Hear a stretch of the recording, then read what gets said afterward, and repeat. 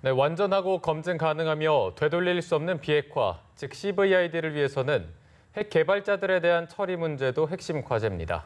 북미 정상 간 비핵화談판이 초입기에 들어가면서 북한 핵 개발 인력들의 운명에도 관심이 쏠리고 있습니다. 이봉석 기자의 보도입니다.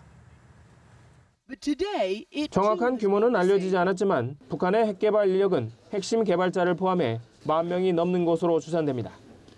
핵 관련 인력들이 존재하는 한 핵무기와 핵물질을 폐기하더라도 북한이 언제든 핵 개발에 나설 가능성이 있고 제3국으로 기술이 유출될 우려 또한 있습니다.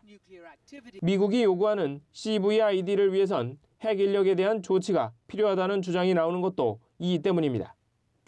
이런 가운데 도널드 트럼프 미 대통령이 그 해법이 담긴 넌 루가법에 대해 보고받았다는 보도가 나와 미국이 이 프로그램을 도입하는 것 아니냐는 관측이 나옵니다.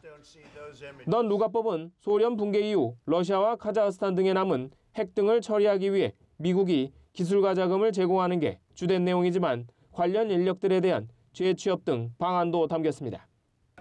다만 미국이 북한 핵 인력 문제에 손을 대더라도 트럼프 대통령의 집권 2기로 밀려날 가능성도 있습니다. 북한의 핵 기술자의 문제를 어떤 단기간에 처리하려고 했을 시에는 비핵화의 속도가 늦춰질 수 있다는 측면에서 트럼프의 1기보다는 재선 이후에 2기의 이 문제를 해결할 가능성이 많다고 봅니다.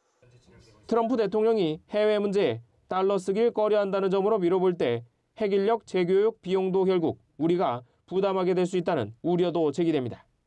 연합뉴스 TV 이봉수입니다.